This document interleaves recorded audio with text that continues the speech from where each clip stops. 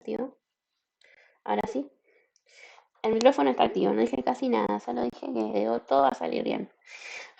Y no estaba activado el micrófono, así que ahí está. Bueno, dos cositas antes de empezar, antes de nada. Uno, en la pantalla anterior, la pantalla mientras que estaba la musiquita, antes de que hablara yo. Esta vez no puse un GIF, puse una foto que es de el libro que vamos a leer hoy. Es una foto en blanco y negro que se ve varias lisiades en una protesta. Y bueno, con su consecuente represión y todo eso es como una foto bastante caótica que leyendo el libro que vamos a leer ya se van a enterar a qué corresponde. Pero nada, básicamente es eso. Se ven como una camioneta en el fondo y como gente corriendo y gente corriendo. Bueno, gente corriendo y gente tratando de andar rápido en sillas de ruedas. Dicho eso, un aviso parroquial, no parroquial, es que en cualquier momento puede ser que yo tenga que cortar la transmisión porque la escuelita de disca hoy está más disca que nunca y puede ser que venga en algún momento un médico, una médica certificadora a casa. Porque, bueno, yo llamé al médico certificador porque, no, pequeño secretito, todo el mundo sabe, pero nada, estoy en una situación en la que no puedo ir a trabajar presencial a mi laburo, entonces llevo tiempo certificada ya. Nada, estas cosas que les discas conocemos muy bien de cuando les avisamos a nuestro laburo que la mejor forma sería trabajando en teletrabajo a veces porque nuestro cuerpo lo necesita, pero se concentran en nuestro laburo en que no, en que tenemos que estar siendo vigilados todo el tiempo y no conciben otras formas. eh, Ni siquiera es por ser vigiladas, es por romper las pelotas nomás. Y por ser discriminadores y fachos y horribles. Pero no vamos a ponernos a hablar de todo eso porque estoy menstruando y me enojo mucho, si no. Pero tal vez en cualquier momento puede venir y en ese caso voy a tener que dejarles en un recreito. No se preocupen que esto no se va a cortar. Simplemente les voy a poner ahí una imagencita con su musiquita y todo. Y ahí van a poder aprovechar si quieren ir al baño, comer algo. En realidad, pueden estar comiendo algo mientras que están escuchando esto. Pero lo que quieran, pueden tomarse un ratito. Mientras que yo atiendo al Emedic. Aunque hasta ahora ya no sé si va a venir, pero están avisadas por las dudas. Bueno, ya está. Ya hicimos los avisos. Terminamos el fanzine de ITZY. En la clase pasada estuvimos hablando de varios libritos, materiales en tiscas que tengo que me gustaría incluir en la escuelita. Y en este viernes 15, octava, ¿no? Octava clase. Volvemos a media disca y vamos a empezar a leer un libro nuevo. Y esta vez es full libro, no es fanzine. Cuando digo libro es medio como disminuir a los fanzines, ¿no? No está bien eso. No es un fanzine, es un libro. Y es séptima clase. Me adelanté y dije que era la octava y no era, ¿no?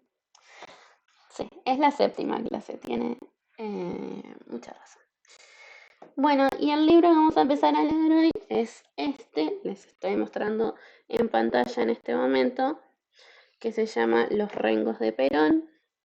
Ay, qué bueno que había quedado bien la cámara configurada ya. Y nada, como verán quienes vean, tengo de nuevo configurado como mi cámara bastante grande, porque el fanzine cuando lo estábamos leyendo ya mostraba en la pantalla porque lo tenía en formato digital y ahora no. Ahora me van a estar viendo mi bella carita leyéndoles el libro porque lo tengo en papel. Así que nada, y al que no le gusta que se vaya. No, no se vaya. Me mandan sugerencias. Si quieren ver otras cosas, yo pongo otras cosas. Florcitas. Pongo un anime si quieren mientras. Pero me tienen que recomendar porque no conozco animes. En fin. Libro. Los rengos de Perón. Les hago un poquito una descripción del libro. El libro es verde, precioso. Tiene el título Los rengos de Perón en amarillo. Sí, una letra. ¿Cómo describir esta letra? Es una letra con serifs y está como irregular un poquito, como que tiene bordecitos. Y bueno, y dice arriba, en letra más chica y blanca, Alejandro Alonso, Héctor Ramón Cueña. Y después, grande, en la tapa está esta imagen que les describí recién, en blanco y negro, que tiene un efecto como si estuviera recortada de un diario, ponele. Ahí la estoy mostrando un poquito en detalle. Y después abajo dice Crónica de un militante del Frente de Lisiados Peronistas de Editorial Coligüe. Ediciones Coligüe. No sé si es Coligüe o Coligüe. Coligüe. Ok.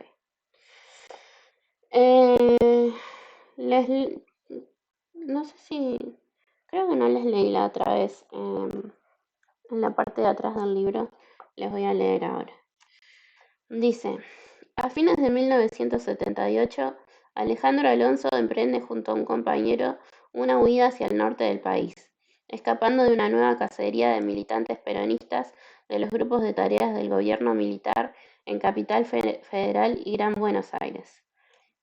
Militantes ambos del Frente de Lisiados Peronistas, Ciego el primero y Rengo el segundo, han conseguido a partir del 73 una conquista histórica: que se debata y posteriormente sancione, un año después, una ley laboral para discapacitados.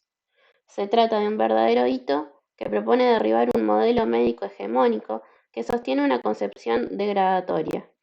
Considera a las personas con discapacidad enfermos. Sin embargo, será el Estado terrorista el que establezca hacia ellos la más brutal de las igualaciones, al otorgarles la condición de enemigo, persiguiéndolos, torturándolos y matándolos sin miramientos, como a tantos otros miles de compatriotas. Los Rengos de Perón cuenta la experiencia del Frente de Lisiados Peronistas a partir de la perspectiva de uno de sus militantes, Alejandro Alonso. Acompañan este testimonio personal entrevistas con muchos otros protagonistas de la experiencia: Alfredo Moffat, Aníbal Perón, Gilberto Ponce, Oraldo Britos, Hugo Merola, Lali, Marisa Wagner, Mónica Brull, Ricardo Quiñones y Roberto Perdía. Se incorporan también un testimonio de Pedro Lemebel y una carta de Claudia Victoria Poblete. ¿Cómo se pronuncia? Classic. ¿Dónde? HLACZIK. Laxic, a sus padres desaparecidos durante la última dictadura militar. La edición incluye un apéndice constituido por documentos de la época, que sí, tiene varias fotos de diarios y cosas así, que cuando lleguemos a eso serán descriptas. Notado. ¿Qué iba a decir de esto? Iba a decir algo.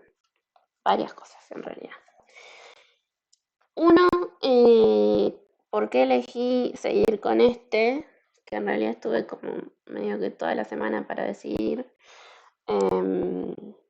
Porque nada, estaba con lo de la colecta y esas cosas y nada, me metí como mucho en eso. Ay, ¿qué pasó? ¿Se cortó? Ay, no.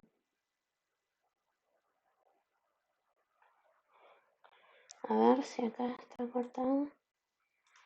Toque, toque, toque. No, me parece como que no está cortado. Ah, ahí volvió. Está. Bueno, perdonen si se cae en algún momento. Sepan que yo vivo en la costa y no es por usarlo de excusa, pero Antelcha no es lo que era. Eh, pues gobierno de derecha y bueno, estas cosas pasan. Em, bueno, no, y lo que iba a decir es que elegí seguir con este libro porque, nada, este año se vienen elecciones en Argentina. Y si bien la verdad dudo mucho que venga alguien a mirar este vivo que sea de derecha, puede venir alguien no convencido, ponele que venga como por todo el asunto de la discapacidad y, y nada, y está bueno hacer un poquito de memoria, sobre todo pensando los discursos de derecha, las cosas que dicen sobre la dictadura y las cosas que dicen sobre los lisiados.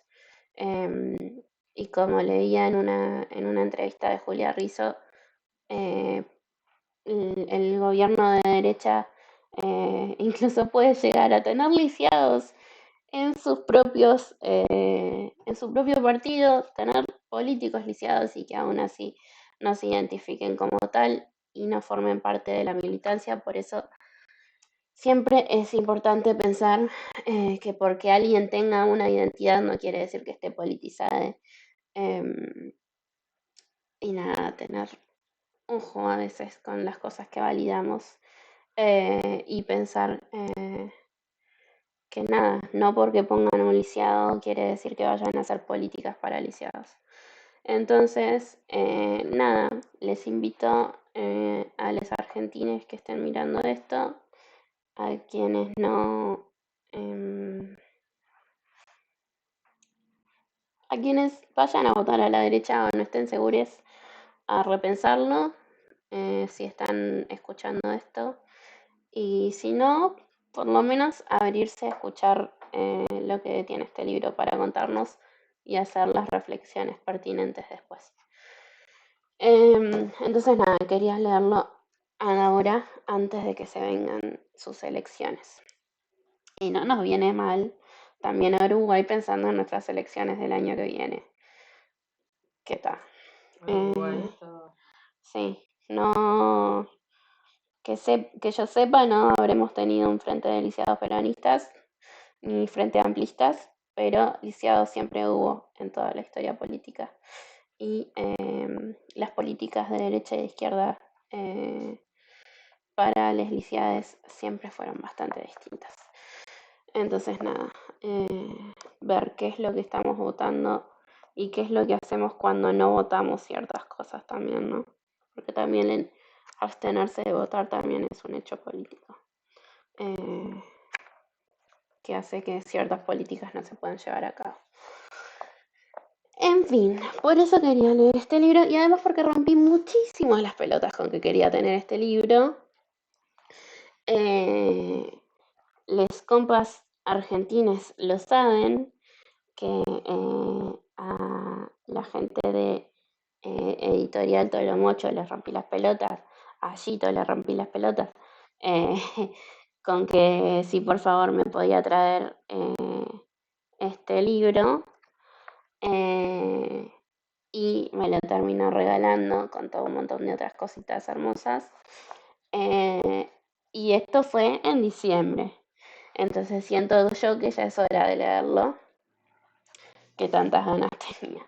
Entonces, en diciembre en el encuentro Venir al Sur, que para quien no sepa fue un encuentro muy importante que se llevó a cabo acá en Uruguay, un encuentro lesbi, trans, interfeminista, o sea, un encuentro diverso, que fue un hito histórico para la militancia disca, porque se dio todo para que el encuentro fuera lo más accesible posible y se tuvo como eje la participación de las discas en todos los niveles, no solo como espectadores, y que pudieran tipo dar talleres, ir a talleres no solo de discapacidad, poder también no solo estar en una cosa de taller y no sé qué, sino ir de joda, ir a bailar, ir a gozar con otros,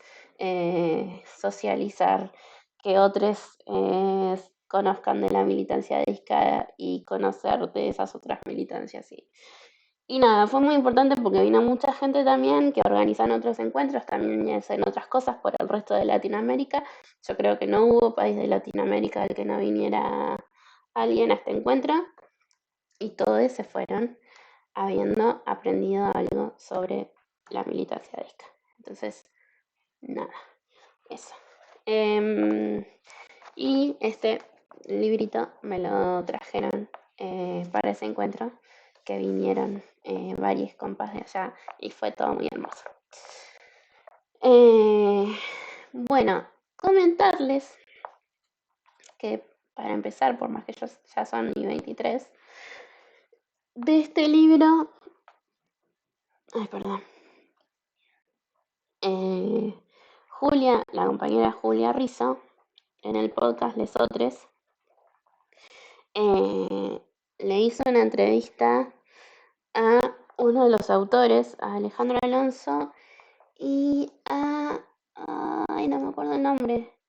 Era Guada. Ay,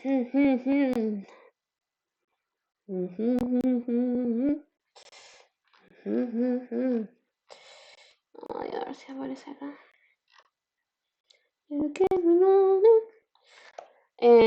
Acá, Guadalupe Bargiela. Eh, y nada, fue un episodio especial por el 24 de marzo que hablaron del Frente de Lisiados Peronistas. Entonces, nada, les recomiendo. Ahí les quedó el link del episodio en el chat. Les recomiendo que vayan a escuchar ese episodio de Lesotres, que está muy bueno, como introducción a este libro. Y después, a ver, no aparece en el chat, ¿no? En el chat sí, pero digo en la pantalla. Tengo que mover un poquito el chat. ¿Dónde está? Toki chat. Capaz que lo tengo que mover un poquito para arriba. Sí.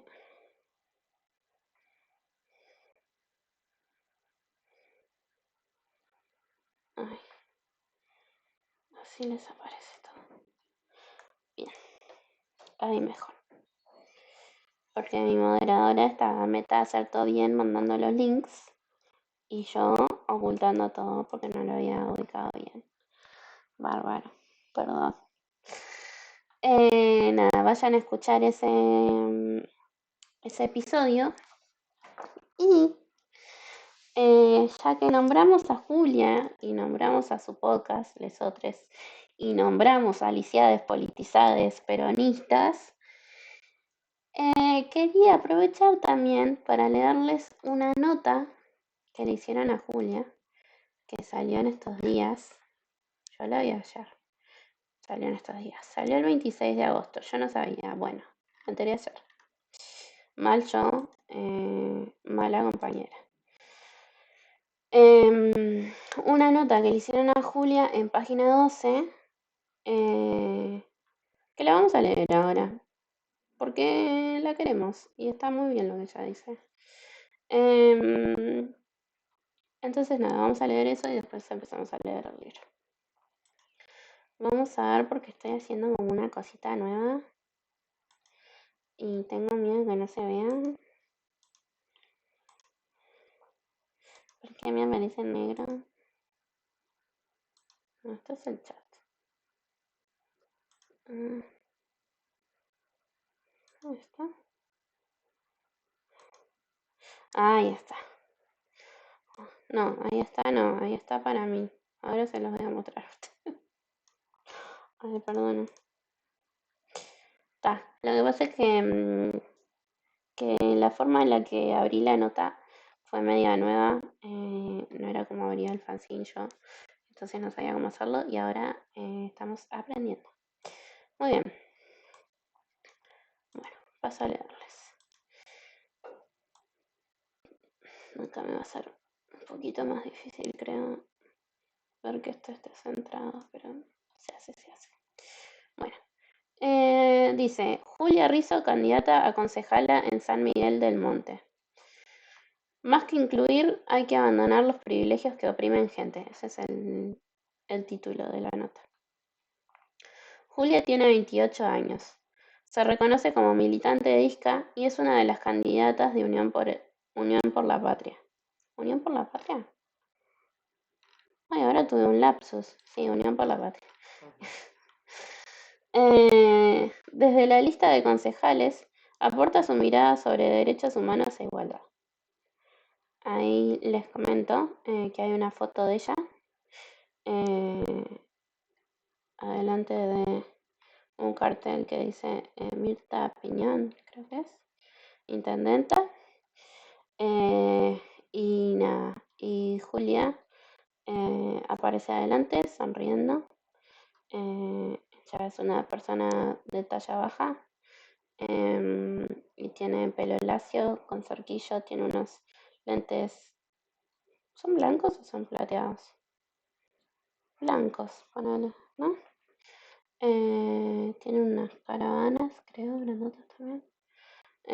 Y nada, tiene como un abrigo em, Gris. como gris, verdoso. Y nada, y una remera negra y un pantalón de jean, creo. Em, Atrás hay como unas mesas también y se ve que es de noche también. Em, Eso. Y es blanca también. Julia, si ves después esto, espero que te parezca bien mi descripción de imagen. Si no se aceptan sugerencias también. Ana me escribe tipo, Farra, me escribiste re mal. Em, y bueno, dice, de frases cortas pero profundas y de ideas claras. Julia Rizzo se toma su tiempo para elegir las palabras exactas. Se define como militante de ISCA y lucha por los derechos de las personas con discapacidad desde que recuerda. En ese camino vivió 9 años en la ciudad autónoma de Buenos Aires. Hizo 2 carreras, se transformó en locutora, comunicadora y profesora de teatro. En la pandemia creó un podcast llamado Lesotres, en el que cuenta, entre otras cosas, cómo es vivir en esta sociedad con una patología genética en la columna. Además, fue una de las mayores referentes en la lucha por justicia por la recordada masacre de Monte, el hecho policial donde en 2016 murieron 4 jóvenes y una quinta quedó muy herida como consecuencia de una persecución policial. Ahora es candidata a concejal por la lista de Unión por la Patria que encabeza Marta Piñón, que con casi 2.600 votos fue la segunda más votada en las primarias, pero quedó bastante atrás de la suma de los aspirantes de Juntos por el Cambio, el actual intendente José Castro y Sandra Ferrandi, que sumaron más de 7.000. El podio se completó con la fuerza que irrumpió en la arena electoral. La Libertad Avanza, que con la boleta encabezada por Víctor Eduardo Alberta Río, sumó 1.400. En ese escenario irrumpen las ideas de Rizzo. La política, la discriminación, la banalización del uso del concepto inclusivo y la necesidad de recuperar las calles como ejes de su charla con Buenos Aires 12. Dice, ¿qué te lleva a involucrarse en política partidaria? Y dice ella, yo esto, a ver si lo puse bien. Sí, lo puse bien. Nada. ¿Qué te lleva a involucrarse en política partidaria? Responde Julia. Yo ya venía trabajando desde la militancia por discapacidad en la Casa de Derechos Humanos acá en Monte y ahora en el Partido Justicialista, sencillamente porque no consigo la idea de quedarme sentada en casa mirando cómo un gobierno municipal no abre las puertas o no dialoga con la gente. Te pongo un ejemplo. El Fondo de Financiamiento Educativo Municipal está en un plazo fijo y no está en las escuelas.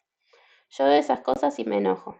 Entonces, cuando me invitaron a participar, me pareció una buena oportunidad no solo para sumar gente joven a la lista, sino a romper ese tabú que las personas con discapacidad no estamos involucradas en política partidaria. ¿Cómo enfrentás ese desafío? Y tenemos que demostrar que sí, que nuestra lucha es política, que puede ser partidaria porque todo parte de decisiones políticas.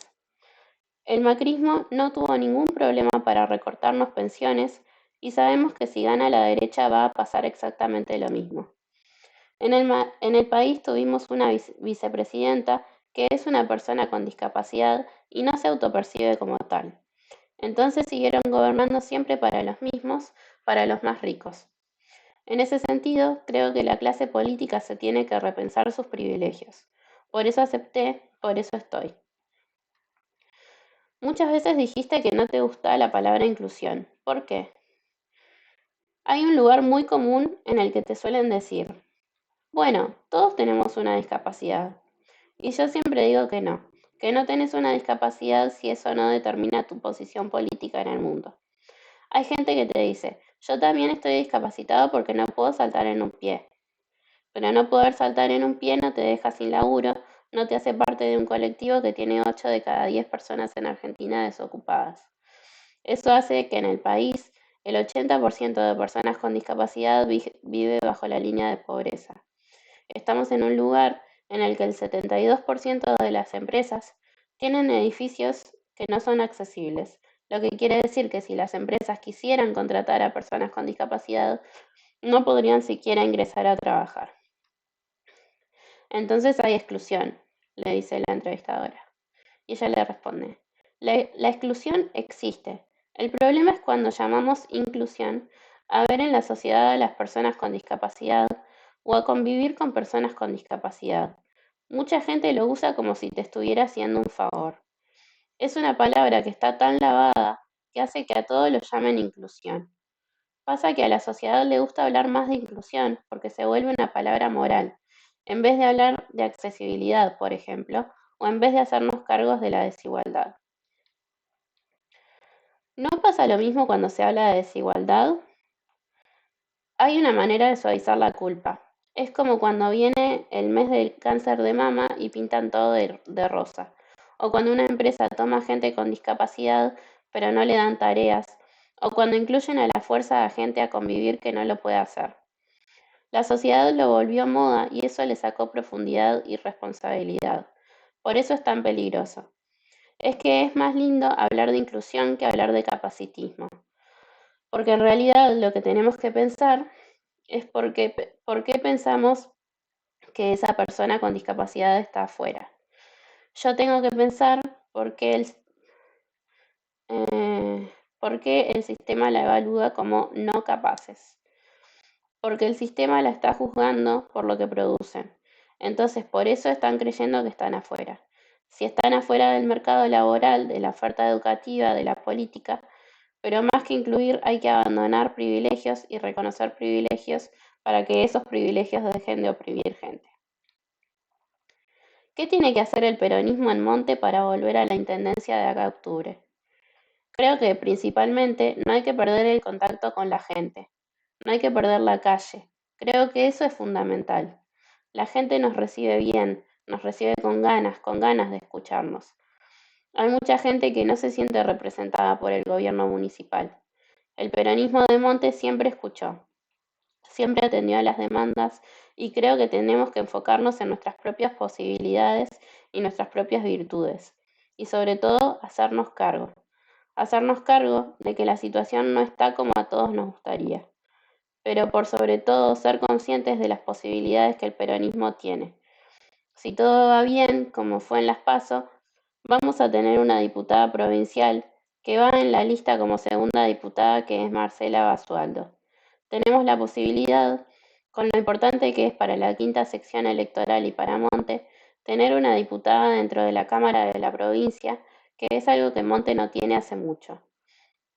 Pero fundamentalmente creo que no tenemos que perder contacto con la gente, escucharlos mucho e incluso escuchar a aquellos que no nos votan. Creo que ahí está el secreto. ¿Crees que es posible llegar de una mejor manera al electorado que no viene votando a tu espacio político? Es fundamental escucharlos, entender sus razones, entender por qué eligen otras fuerzas y principalmente no juzgar, no ponerse en policía del voto ajeno. A veces desde los sectores más progresistas terminan juzgando mucho al que se inclina por otras fuerzas políticas. Hay que respetar también las decisiones que no nos gusten. Obviamente que estamos trabajando para penetrar en ese electorado y decirles nuestras propuestas y entender que un gobierno como por ejemplo el de Javier Milei sería lo peor que nos podría pasar como sociedad.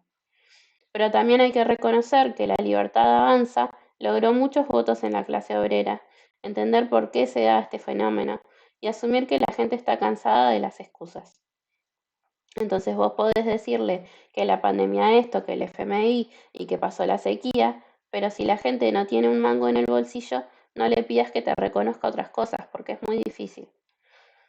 ¿Qué te gustaría aportar desde tu mirada en derechos humanos y militancia disca al Consejo?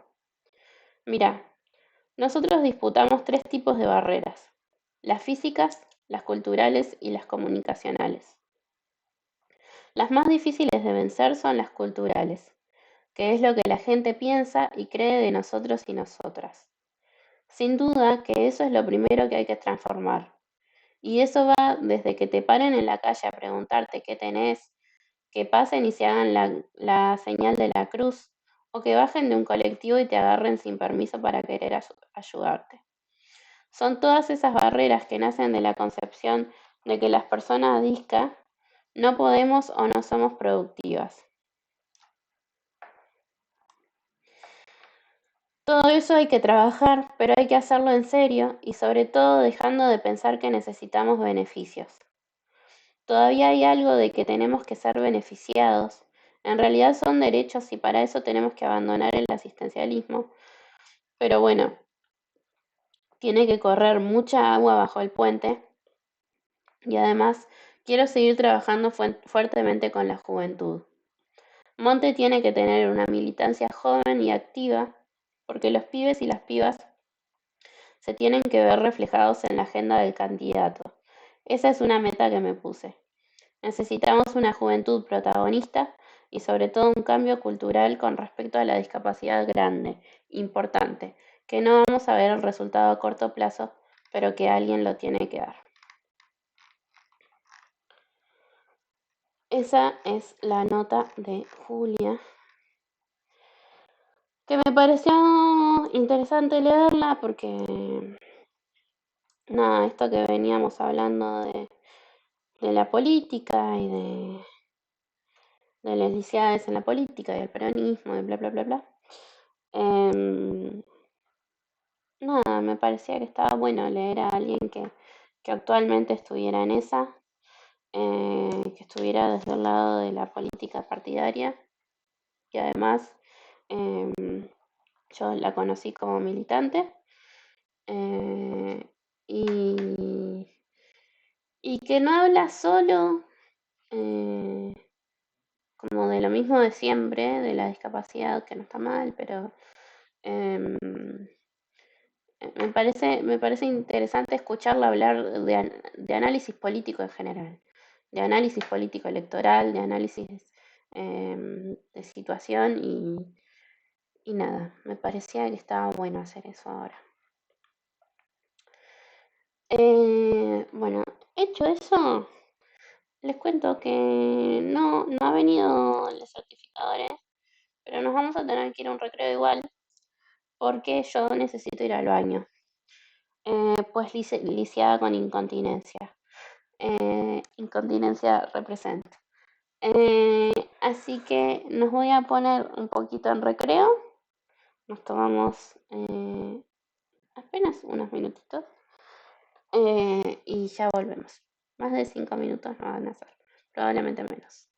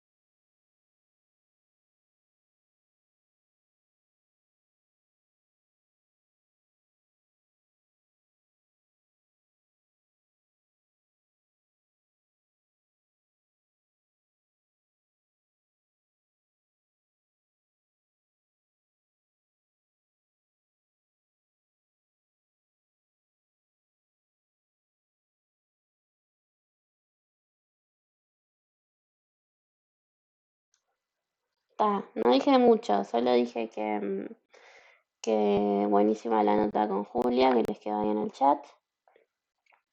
Les mandé a tomar agua, avisé que había vuelto del baño y dije que ahora vamos a empezar a leer el libro.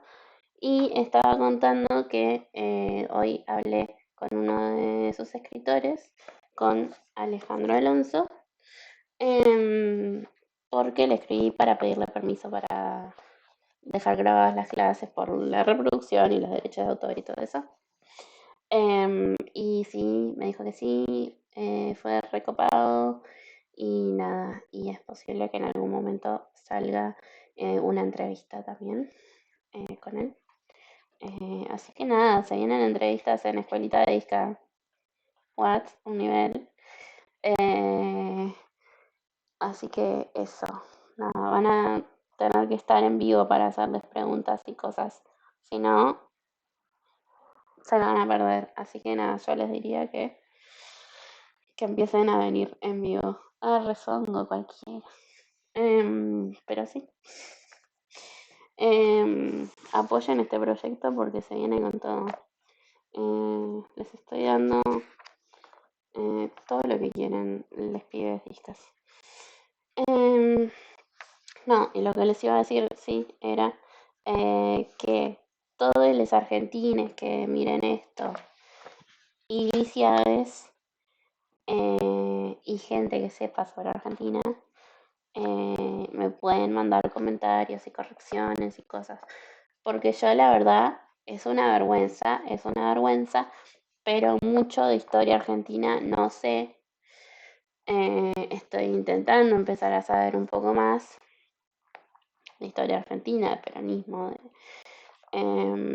Entonces a veces de repente puede pasar, no sé, que nombre algún nombre de alguien que sea como reconocido y yo ni idea. Em, Así que nada, me vendría re bien tener argentines en este momento en el chat que estén ahí, tipo, y yo preguntas y me digan, ah, sí, eso de fulano, me engano. Em, pero bueno, si no, me pueden mandar después aclaraciones de si les llego a errar o algo. Que no creo porque estar leyendo el libro, pero bueno, si quieren tirar datos también pueden servir. Así que nada, esto es un pedido de ayuda a los hermanos argentinos y a las lisiadas. Bueno. Dice, Los Rengos de Perón, crónica de un militante del Frente de Lisiados Peronistas. Ya son las 10 menos 10. Bueno, pero vamos a leer por lo menos el prólogo y el prefacio. Son unas paginitas. ¿Está? ¿De acuerdo? Ok. Bueno, dice... estaba mirando porque creo que la primera edición es del 2015, no sé si hubo otra edición. Y dice acá, fotografía de tapa, represión del túnel del Libertador, en revista El Descamisado, año 1, número 11, 31 de julio del 73. Así que nada, eso, esa foto que les describí es esa misma.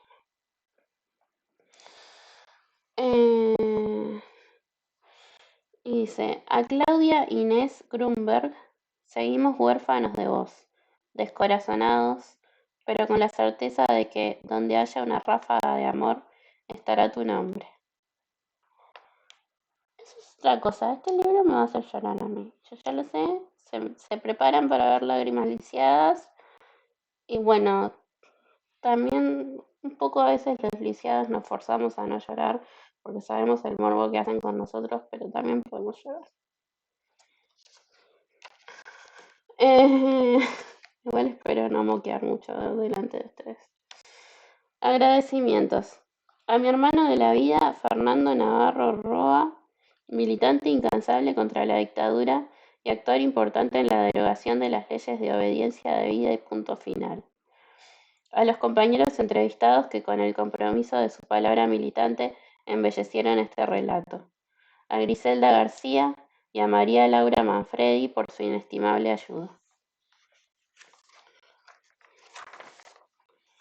Prólogo. Quienes estuvimos dentro de esa inmensa columna que cubría varios kilómetros de la autopista aquel 20 de junio de 1973, conservamos las imágenes centrales en lo más hondo de la memoria porque, una vez más, estábamos movilizados por la esperanza. Así vuelve el recuerdo el inmenso júbilo con que participamos en esa multitudinaria concentración de 2 o 3 millones de personas, como así también el triste regreso del atardecer dominado por el silencio, solo alterado, de tanto en tanto, por algún redoblar de un bombo, como si fuera una letanía porque se estaba muriendo algo. Asimismo, viene a la memoria el recuerdo de que al día siguiente nos enteramos que allí cerca del palco, desde donde la derecha más siniestra de Osinde y López Rega tiroteaba sin piedad, se habían congregado algo más de 200 compañeros que integraban el Frente de Lisiados Peronistas, sobre los cuales cayó también la represión. Hombres y mujeres con sillas ortopédicas, muletas, bastones, algunos en camilla, otros con bastones blancos, se sobreponían con tremendo espíritu y coraje a sus limitaciones físicas para estar allí en un día de la patria, integrados al pueblo que, después de tanta lucha, lograba el regreso definitivo de su líder. Aquellos fueron días tempestuosos, donde poco informaban los periódicos, unos por reaccionarios, otros por temor. Pero muy pronto trascendió que López Rega les imputaba a aquellos discapacitados que llevaban escondidas drogas y armas de guerra para la agrupación Montoneros, lo cual constituía una infame excusa para ponerlos al margen de la legalidad e iniciar contra ellos una feroz persecución. Después, en la medida en que se acrecentaba la opresión política, poco más pudimos saber, apenas que el Frente de Lisiados Peronistas, para algunos sencillamente los Rengos de Perón, era una agrupación creada en 1972 en medio de la marea popular que desde el 55 bregaba por recuperar el derecho a elegir su propio gobierno para poner fin a la democracia hipócrita o restringida, como la llamaron algunos, caracterizada por los vetos, las proscripciones, los votos en blanco, las inhabilitaciones, etc.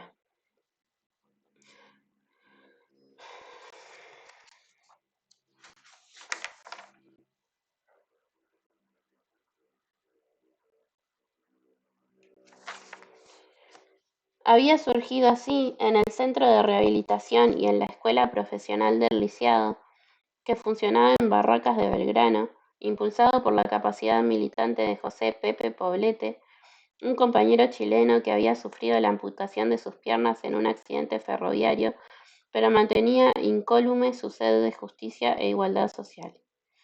Él rechazaba la conmiseración caritativa de esas damas que integran comisiones para calmar su conciencia, ayudando al discapacitado, y entendía que había que superar las desgracias sufridas con un fuerte espíritu militante, sumándose a las grandes causas por la liberación del país y de sus compatriotas. Desde esa óptica, fue nucleando hombres y mujeres discapacitados hasta alcanzar alrededor de 200, e incluso otros no discapacitados que se sumaron al proyecto. Así se constituyó el Frente de Lisiados Peronistas y luego la Unión Nacional Socioeconómica del Lisiado. En esa lucha, constituye un jalón importante la sanción de la Ley 20.923 de octubre de 1974, sobre la base de un proyecto del senador Oraldo Britos, por la cual se obligaba al Estado y a las empresas privadas a mantener en su plantel de trabajadores un 4% con discapacitados. Ley que no llegó a ser promulgada y fue, en cambio, derogada por la dictadura genocida en 1976. En este libro profundo y apasionado, Alejandro Alonso, no vidente, y el poeta Héctor Ramón Cuenya recuperan esta historia de lucha, nos acercan a los avatares sucedidos a esta agrupación comprometida con la izquierda peronista, a las torturas sufridas por sus compañeros en el Olimpo y otros centros de detención, a la heroicidad de aquellos caídos en la pelea, como el caso de Poblete y de su compañera Gertrudis Lassig, desaparecidos como tantos otros. Su narración está enriquecida por varios reportajes que permiten, desde el testimonio de los protagonistas, rescatar del olvido este ejemplo de militancia y de capacidad para superar las propias dolencias, sumergiéndose en la tarea colectiva, en la utopía de un mundo mejor. Así lo afirma admirablemente Alejandro Alonso cuando dice: nosotros, hijos de una derrota, que lo vayan sabiendo los perversos, los idiotas, con la dulce señal del optimismo seguiremos sembrando en primavera. Este es precisamente el sentido de esta obra, y en este prólogo va mi agradecimiento, porque en ella se ratifican los valores del hombre nuevo. Norberto Galazo, agosto del 2014.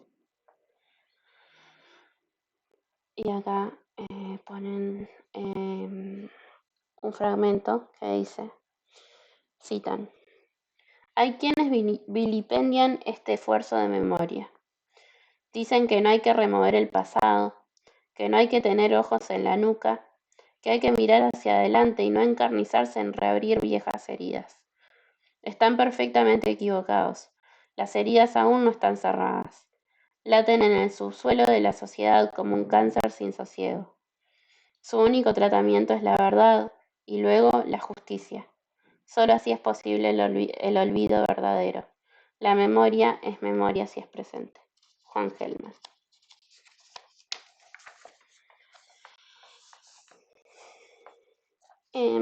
Este libro, como verán, medio que no sé si voy a ir haciendo comentarios en el medio. Probablemente vayamos como leyendo de a capítulo y viendo después. Pero nada, si dejan algún comentario, obvio, hablaremos. Bueno, dice prefacio. La dictadura no solo eliminó físicamente a los rengos de Perón, sino también aquellas reivindicaciones políticas que el colectivo más amplio de la UNCEL, Unión Socioeconómica del Lisiado, había logrado.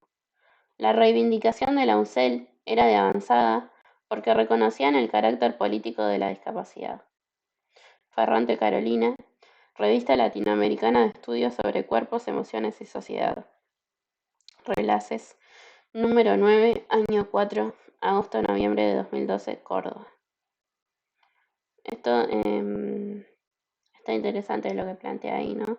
Porque realmente si no hubiéramos tenido dictaduras en nuestros países, quién sabe los derechos que se hubieran logrado mucho antes, o derechos que no se han logrado todavía, ¿no?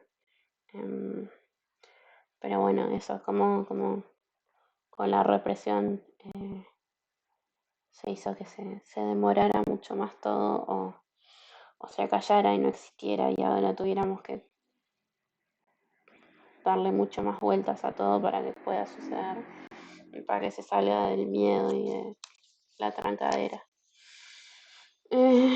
Bueno, el juego azaroso del destino dispuso de tal modo las cartas que hizo que sobreviviera a la fatídica noche del 28 de noviembre del 78, donde un grupo de tareas desplegado por la capital y el Gran Buenos Aires comenzó una cacería de militantes peronistas. Algunos de esos jóvenes eran personas con discapacidad. Todos fueron a dar al centro clandestino de detención El Olimpo, ubicado en el barrio de Floresta de la capital federal. Ganado por la desolación, emprendo junto a Miguel, un compañero rengo, la huida hacia el norte del país. Un ciego y un rengo coqueteando con la muerte, sin saber si los milicos estarían detrás de nuestros pasos. El mundo era una enorme ausencia y el futuro una sórdida patria irrespirable. 7 meses después volví a Buenos Aires. Nada era lo mismo.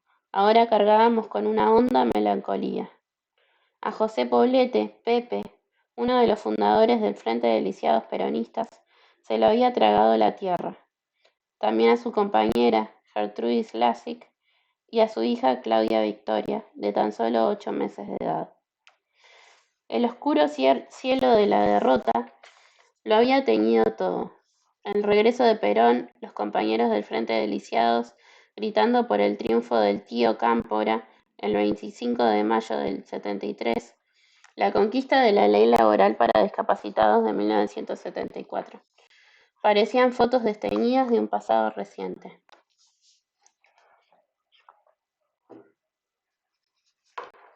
¿Es acercarte a la estufa? Ok, ¿Tú? tampoco. Se la dejamos al manchis. La dictadura genocida nos había hecho pagar, como a miles de compatriotas, el precio de resistir a su ferocidad. Por primera vez el Estado, ejerciendo el terrorismo, nos igualaba, nos otorgaba la dignísima condición de enemigo, estatus que alcanzamos por creer en la revolución. La épica de aquellos años, los sueños desvanecidos, el inmenso dolor de lo ocurrido fueron la génesis de este libro.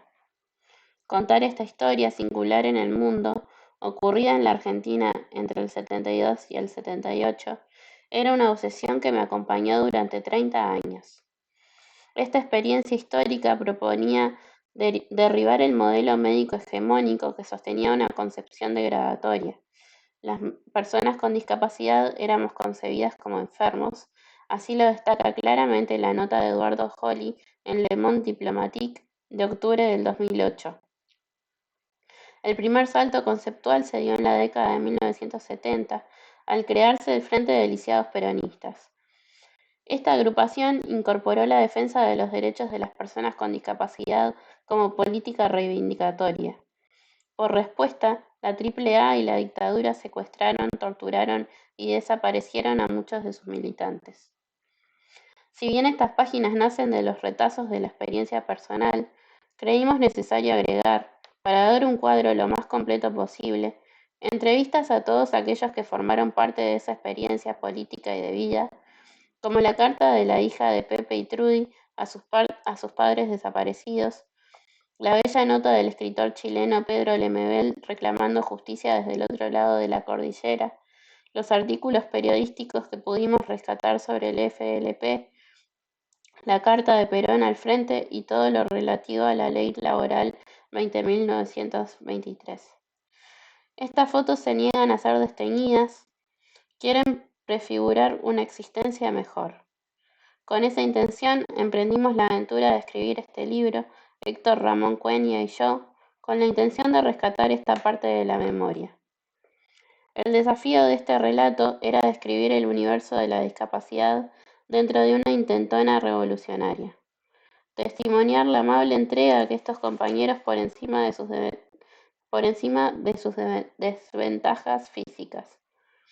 Queríamos un lugar en el mundo, ser protagonistas de la vida, persiguiendo la quimera de dar vuelta a la tortilla. Romper con lo previsto, con aquello que los poderosos tenían asignado para nosotros. Dejar atrás el paternalismo, la desvalorización, formas que encubren la injusticia social a la cual estábamos sometidos. Dejar el lugar de oprimidos, adquiriendo el rol de sujetos activos, asumiéndonos como parte de la clase trabajadora, rescatando las palabras del general Perón: seamos artífices de nuestro destino y no instrumento de la ambición de nadie. Deseosos de una vida plena, intentando ser parte de una comunidad fraterna donde primara lo más bello de la condición humana, la ética de la solidaridad. Y así termina el prefacio.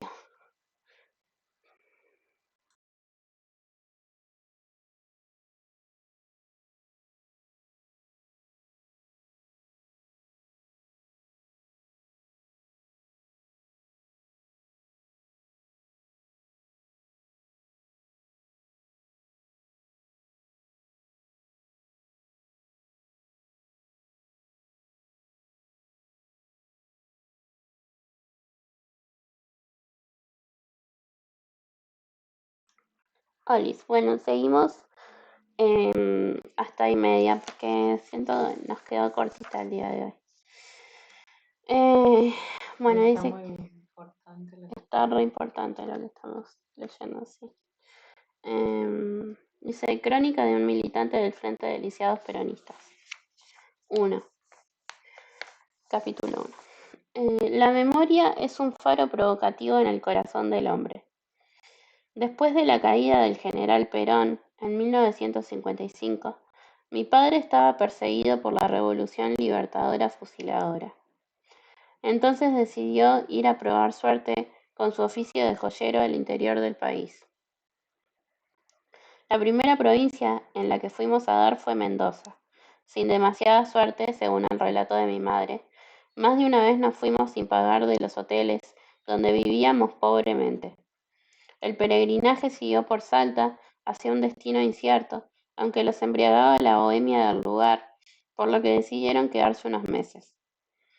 En 1958 mi padre conoció en un atelier de pintores a Sayo, Ana María Villarreal, quien luego fue la esposa de Mario R. Santucho y una de las asesinadas en la masacre de Trelew. Mi viejo siempre recordaba que ella pintaba muy bien y que su rostro era indiado con ciertos rasgos orientales y de poco hablar. Un viejo artesano le avisó a mi padre que en el Trust Joyero de Santiago del Estero necesitaban orfebres. Se presentó a la prueba y enseguida lo tomaron. Nos instalamos en pleno centro de la ciudad, un departamento de 5 ambientes que parecía un palacio para mí. Muchas veces desde el balcón esperaba la camioneta negra y amarilla del correo que traía las encomiendas de mi familia de Buenos Aires. Me daba mucha alegría porque los juguetes eran infaltables. Lo más divertido en esa ciudad era la llegada del carnaval. Todos salían a las calles con tachos de pintura, con harina y huevos. Grandes y chicos se mezclaban sin pudor. La gente embarrada de pies a cabeza sin importarle nada. Todo estaba muy próximo: la calle, los cines, el teatro, la radio, la galería principal llamada el Pasaje Tabicaz, en donde en torno a una librería se juntaban los jóvenes universitarios que cursaban en la Universidad de Tucumán. El dueño era René Santucho, apodado el Negro, hermano de Mario Roberto Santucho. Andaba por esas calles sin miedo a nada. LV11, la radio más importante de Santiago, se convirtió en mi segundo hogar. En su gran auditorio se escuchaba a los famosos, Atahualpa Yupanqui, los Chaleros. Me había hecho popular con apenas 4 años, concursando en un programa de preguntas y respuestas, ganando premios, admirado como el príncipe de una pequeña comarca. Después la fascinación por el teatro, al que me convocaron para actuar como el hijo de Juan Moreira, hasta alcanzar la gloria. Cuando se inauguró la televisión provincial, terminé cerrando la programación cantando luego de Atahualpa Yupanqui la canción de Leo Dan, Santiago querido. Parecía un conquistador en el mundo de los adultos. En nuestro departamento, en la calle Buenos Aires número 20, se juntaba mucha gente en reuniones donde se empezaban a delinear algunas intentonas revolucionarias. Sobresalía la figura del filósofo Carlos Astrada y sus reflexiones acerca de la revolución cubana, de la figura de Mao y de la creación del Frente Revolucionario Indoamericanista Popular, FRIP. Esa vida pueblerina comenzaba a enturbiarse. En 1964, por primera vez, mi padre fue detenido junto a Mario Roberto Santucho en Tucumán, mientras realizaban tareas de propaganda política con los trabajadores de la zafra. La tristeza lo había invadido todo. Ser hijo único, de padres tan fuera de la norma, me señalaba tempranamente un vértigo poco común. La imagen más antigua y dolorosa en mi retina es ver entrar a unos hombres que parecían monstruosos, cargando con cuanto objeto hubiese en la casa. Mi madre y yo llorando desconsoladamente, ya entrada la noche, alumbrados por la luz de una vela. Todo un acto de desamparo. Había llegado el embargo judicial. Sin gas ni luz, de vuelta a la huida. Un telegrama mueve las piezas nuevamente.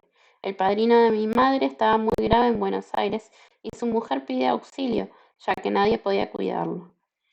A fines de diciembre del 64 emprendimos la vuelta. Volvía a la ciudad que me había visto nacer. Todo me resultaba ajeno, asombroso. Finalmente, el tío en desgracia murió y su esposa redobló la apuesta.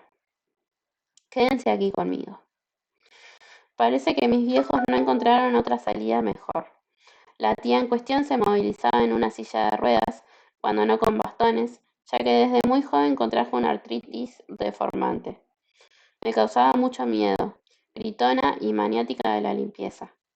A pocos días de cumplir mis 8 años, la tía fue a dar al hospital y esa misma noche mi padre no regresó a casa. Escuchamos en la radio noticias de disturbios en Plaza de Mayo, que manifestantes estaban detenidos en comisarías. Eso para esta familia resultaba habitual. Con mi madre salimos a buscarlo. Así fue que lo encontramos en la comisaría de Flores, a punto de ser trasladado a la cárcel de Devoto. Lo raro era que esta imagen no me parecía extraña. La detención duró un mes. Recuerdo haber visto su nombre en la lista de detenidos que publicaban los diarios. Sobrevivía a la desolación callando, mintiendo en la escuela.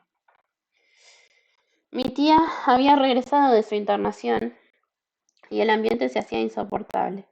Entonces decidimos una vez más levantar campamento. Una pieza de hotel en Floresta era el nuevo cobijo a unas cuadras de la abuela más querida, la madre de mi padre, la asturiana. Durante 4 largos y difíciles años vivimos en la casa de nadie. Así bauticé a esa posilga. Los dueños eran unos gallegos que de verdad estaban haciendo la América, alquilando unas habitaciones de mala muerte a un precio usurario. La pobreza se hacía carne, la desigualdad, la injusticia moldeaban una forma del resentimiento. Buscaba la felicidad jugando a la pelota. Capítulo 2. Comenzaba la primavera del 71. Tenía 14 años. Mi desorientación en la vida crecía a pasos agigantados. Cargaba con la cruz de haber repetido el primer año de la escuela secundaria. No alcanzaba con haber sido aquel delantero flaquito y habilidoso que hacía malabares con la número 5 en la canchita frente a la estación de Floresta. Cada vez que la pelota guiada por mi zurda se metía dentro del arco, aparecía la felicidad. ¡Dale, dale, metele, anteojito! Sobrenombre puesto por los pibes, en clara alusión a la revista infantil que estaba de moda. Usaba anteojos y era notablemente inquieto. Había perdido la visión del ojo izquierdo en Santiago del Estero, en un accidente con una mesa a los 3 años. Esos anteojos culos de botella me acompañaban desde los 4 años, formaban parte de mí, le daban un toque de picardía a la cara. El 13 de septiembre parecía un día como tantos.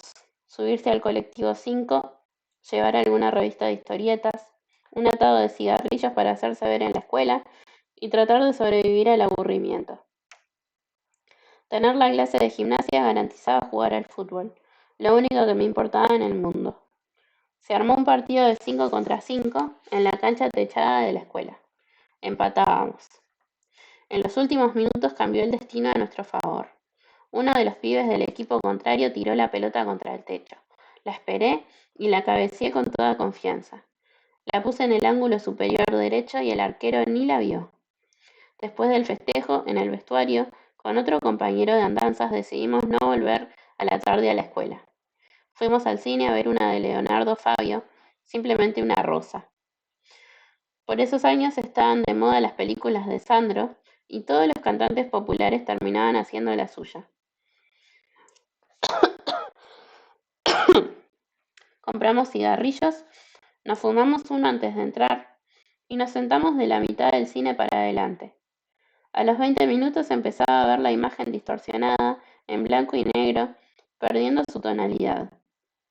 Pensé que era un defecto de la película. Le pregunté a mi amigo que, con dolor, me confirmó que algo raro estaba pasando. Salimos y decidió acompañarme a casa. La imagen no paraba un segundo de desdibujarse, desde el vértice del ojo hacia el centro, como el negativo de una foto. Resignado, esperé a mi madre para que me diera alguna respuesta. Cuando llegó, no dije dónde había estado. Con mi padre decidieron llevarme al hospital privado de ojos a la mañana siguiente. Aquella noche fue más difícil para ellos que para mí. La entrevista con el médico, un tipo reconocido entre los oftalmólogos del país, no duró demasiado. Me hizo una serie de pruebas, la miró a mi madre y dijo: es un desprendimiento de retina y hay que operar urgente. No puede pasar de una semana. Bueno, muchachito, vas a hacer reposo absoluto. Todo va a salir bien. Yo no escuchaba. Lo único que pasaba por mi cabeza, cómo encontrar la manera de no repetir nuevamente. Lo mejor que podía brindarme la vida era este accidente. Una salida para evitar un desastre mayor. Días antes del pelotazo planeaba la fuga de mi casa. Importaba poco estudiar. Estaba más ocupado en ver mujeres en las revistas prohibidas o en la televisión que en tener nociones de matemática.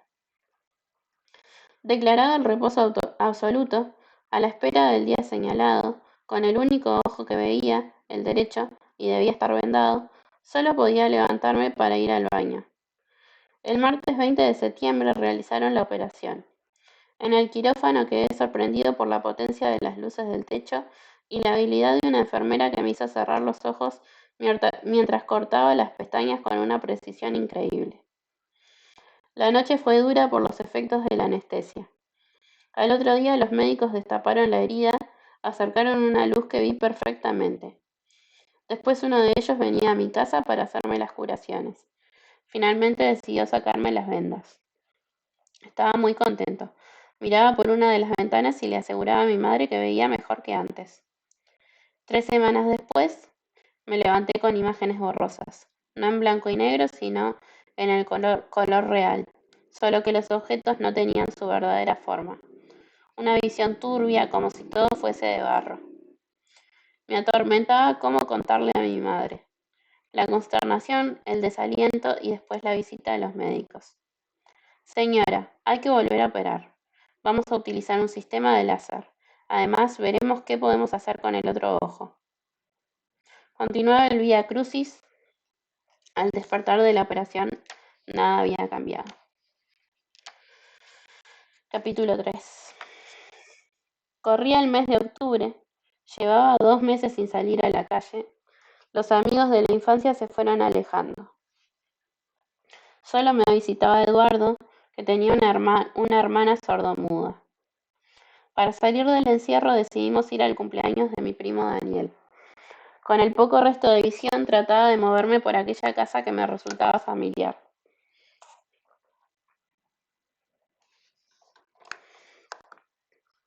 Sentía una incomodidad. El mundo conocido empezaba a desaparecer. Giraba en mi cabeza la idea de que algo espantoso sobrevendría. El oído desplazaba la difusa visión. En febrero del 72 fue la cuarta y última operación. Cada vez iba teniendo menos noción de la luz, hasta que un día desaparecieron totalmente las formas, los contornos, ni siquiera quedaban las imágenes imprecisas. Una mañana desperté viendo solo una sombra azulada y grisácea que nunca más se alejó. ¿Cómo confesar tan espantoso hallazgo? ¿Cómo contarles a mis viejos? No sabía qué se decía, ni cuál era la palabra justa, ni el momento justo. Cuando me sacaba el pañuelo que hacía las veces de venda en los ojos, fingía todo lo que podía para protegerlos. El departamento lo conocía muy bien, no chocaba ya que se disponían los objetos milimétricamente, con una madre maniática del orden que nada dejaba librado al azar. Los amigos de la infancia huyeron sin decir palabra. Sin embargo, una vez recibí una llamada. Luis, el pibe judío, al que tantas veces habíamos cargado, intentó acompañarme. Fuimos a su casa caminando lentamente. Pasamos por la mítica esquina del barrio, donde paraban las dos barras, la de los pibes grandes, donde estaba mi primo David, y la de los más chicos. Dolía pasar por ahí con la sensación de no ser el mismo. Luis me sentó en un sillón, estaba angustiado, no sabía cómo tratarme, no sabía qué hacer para que, en ese escaso tiempo, yo pudiera estar bien. Sonó el teléfono. Era Claudio, uno de los pibes del grupo, avisándole que el sábado siguiente habría una fiesta. Terminó de hablar y se hizo un largo silencio. Sospecho que no sabía cómo pedir disculpas. Quedaba claro que ya no formaba parte de esa legión de amigos. Aferrado a la radio, pasaba las noches escuchando los radioteatros que aún quedaban, metido entre historias de malevos y vagabundos. Alucinado con el personaje de Prudencio Navarro, un guapo injustamente perseguido por la policía. Mi padre trabajaba mucho. Cuando llegaba por la noche su presencia me daba seguridad. Inolvidable fue una sobremesa donde mi madre cuenta, una vecina evangelista decía que mi ceguera era producto del castigo divino. Mi padre se sobresaltó, señalándole que eso era una barbaridad. Ella le retrucó si acaso no sería el destino. Un ateo con todas las letras, ninguna respuesta mágica podía permitirse. Digo permitirse, ya que él era un tipo rígido. La respuesta de mi madre fue ponerse a llorar. 2 semanas después volvimos, pasado un largo reposo, al médico, a confirmar lo que callábamos, que yo estaba ciego y que eso no tenía remedio. El tipo no abundó en palabras, solo aconsejó que fuese a una institución para aprender el sistema Braille. Acá hay una llamadita que dice, Luis Braille se quedó ciego debido a un accidente durante su niñez. En 1825 ideó su sistema de puntos en relieve, por el cual las personas ciegas cuentan con una herramienta que sirve para leer, escribir, componer, etc. La familia de mi padre, atravesada por el fantasma de la ceguera, que había pasado de generación en generación. Ese relato construyó la idea de una profecía autocumplida. En 1995 pude saber, gracias a un análisis genético, que había heredado un síndrome llamado síndrome de Stickler.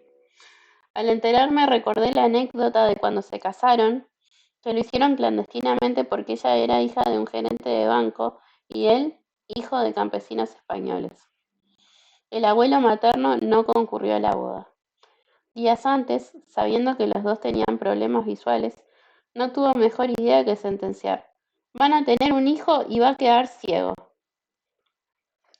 Lo que revelaba cierta preparación siniestra. Una tarde fuimos a la Biblioteca Argentina para Ciegos en el barrio de Almagro, ubicada en el pasaje Lezica. La directora salió a recibirme. Una mujer de unos 40 años, de su mano conocí un gran salón donde estaban otras personas ciegas. Con mucha habilidad terminó mostrándome el sistema Braille. Luego de un mes ya sabía leer y escribir. Ese universo se volvía menos ajeno. Una tarde decidí acercarme a la mesa donde se reunían los ciegos.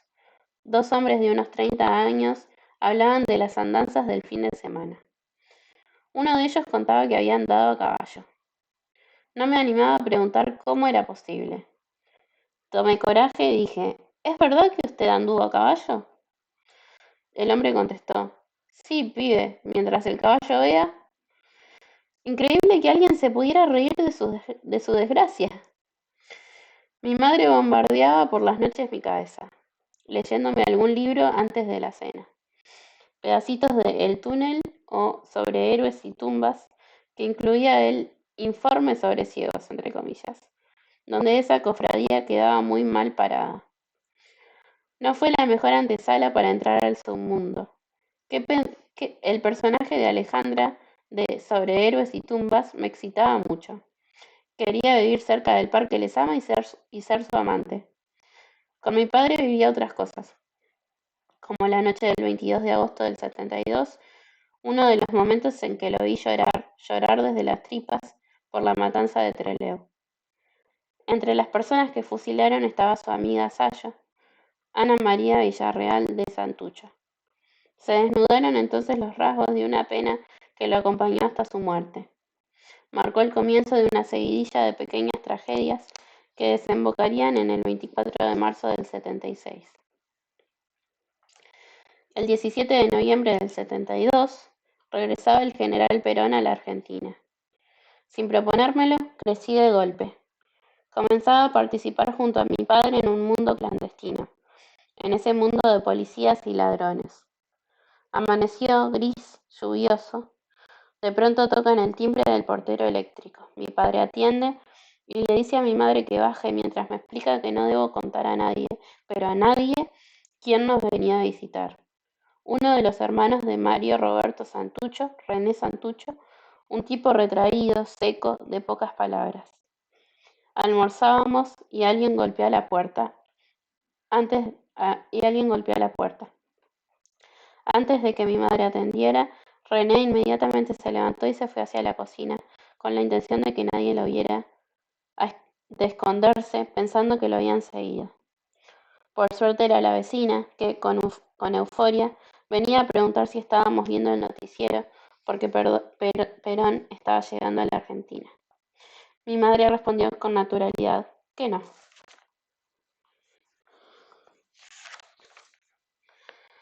Poema escrito dentro de la cárcel de Rawson por Rosa María Pargas. Dice, después de la masacre de Trelew, pensando que su pareja Alberto Miguel Camps había muerto.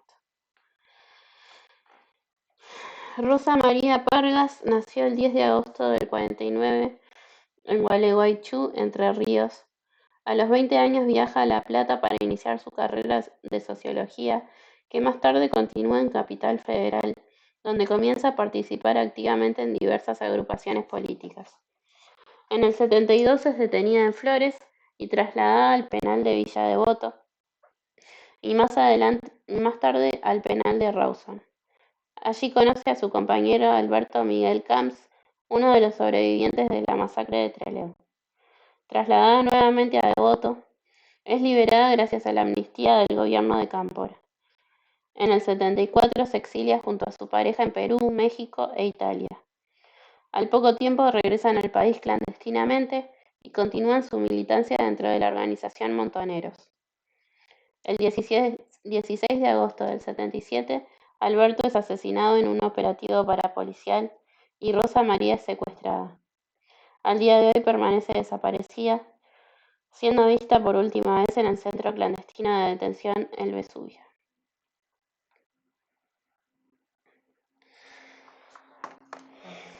¿Mm? No, porque está el poema. Dice, hubiera querido traspasar tu cuerpo hasta diluirme en tu sangre somnolienta y conocerme al revés y salirme y verme al verte. Hubiera querido masticar la noche y tragarla muy despacio hasta vomitarla y detenerla. Hubiera querido que tus pies helados se quedaran atracados en la cama y yo atracarme en tu cuerpo cálido y hacernos esclavos infinitos de las ganas. Hubiera querido muchas cosas, alargar la distancia de mi cuerpo, abarcarme y abarcarte más, entrar, ser vos, salir, dejar de serlo, apretarte, apretarme, estar siempre mojada de tus hijos, llenarme las manos con tu pelo, recorrer con mi lengua las raíces de tus cosas, todo muy rápido, todo al mismo tiempo. Pero el tiempo se viene y hay que caminarlo para hacerlo, porque desde allá, desde donde el carajo está siendo razonado, y el fusil ya se abre paso entre los dedos, porque el hambre ya se transformó en bostezo largo, y el sueño como el pan en un misterio. Se oye un grito gritando para todos, el que no quiere escuchar se irá muriendo. Hubiera querido tantas cosas, dije, y no me alcanzó el tiempo.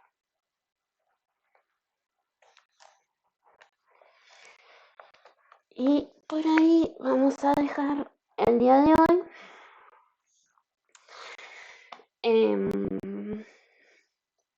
No sé si tengo algo para decir, la verdad. Está fuertísimo. Estoy muy satisfecha de haber elegido este libro para leerlo ahora. Me parece muy importantísimo. Y nada, lo seguiremos leyendo. Ya saben que cualquier comentario, lo que sea, me pueden enviar. Y nada, les voy a dejar mis redes también, que ahí me pueden mandar mensajes también. Aunque les invito a venir en vivo, que está bueno. Y así pueden mandar mensajitos también. Les quería recomendar, Bueno, lo de Julia ya les mandé, pero a ver si lo abro acá. Quería recomendarles una obra que va a ser el estreno el 18 de septiembre. Y si no me equivoco son 2 funciones, sí. O sea, el lunes y el martes, lunes 18 y martes 19, en Montevideo, en la sala Hugo Balso, el lunes a las 19 y el martes a las 14, va a estar la obra de unas amigues. A ver si pongo acá, me saco a mí, acá, tuqui, tuqui, tuqui, tuqui. Ay. Ahí está. Se llama Voz y Voto y es parte de un festival que se llama el Festival Rodamundo. Y una de las cosas que va a haber en este festival es esta obra que dice en la descripción de Instagram, que es lo que les estoy mostrando ahora, dice: Voz y Voto es un espectáculo improvisado apuntado a adolescentes, donde el público va a poder votar los temas a tratar usando celulares. ¿Qué problemáticas sociales les interesan a los adolescentes y qué podrían hacer para intervenir en conflictos que les rodean? A los ensayos se sumaron las intérpretes de lengua de señas uruguaya Interpretarte.lsu.uy, quienes forman parte del festival e interpretarán en vivo durante la función. Bueno, y acá nombra como a toda la gente involucrada, que yo en particular conozco a las 2 Ales involucradas en esta obra y a Manu.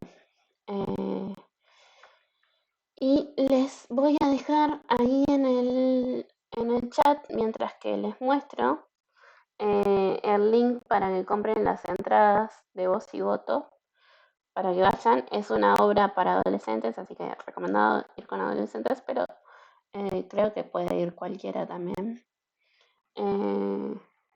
Así que les dejo, si no te dejé, el link de las entradas de Voz y Voto. Ya lo sabía. Bueno, no, un nivel.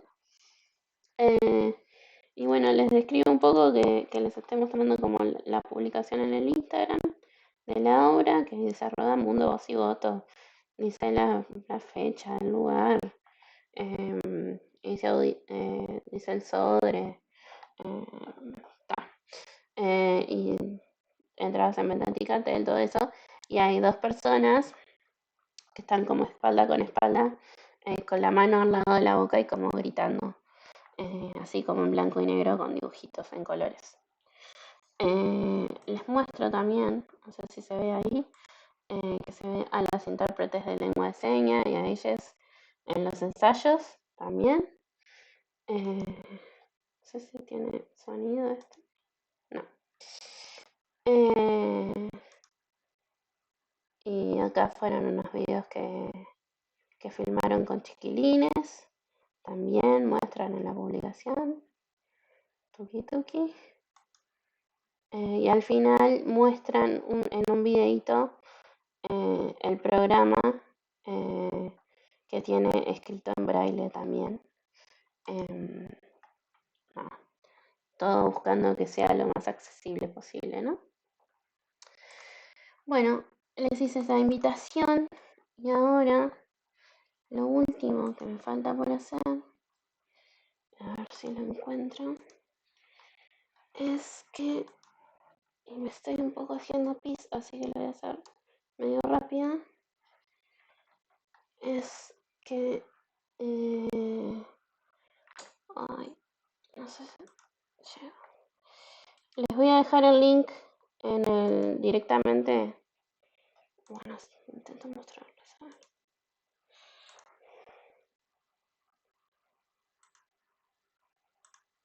Ahí está.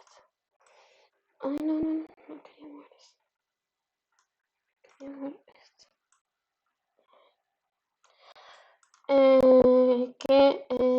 Ayito, compa militante de trans de Argentina, está haciendo una rifa que dice rifa de tarot, 500 pesos argentinos, primer premio tirada de tarot, segundo premio novela en PDF, como si tuviera que pagarle con mi tristeza de Gallito Cabrera, tercer premio sesión individual de stretching global activo, que no sé bien qué es, pero Gallito hace danza, así que yo creo que debe ser una de esas cosas. Y nada, les voy a dejar el link a esto en el chat. Y dicho eso, ahí vayan, colaboren. Les dejo mi colecta también. Pues apoyen a todos sus lisiadas amigues con una monedita. Y haciéndome mucho pis, despido esta clase. Que pasen lindo y vayan a hacer pis ustedes también. Eso es todo, amigues. Muchas gracias.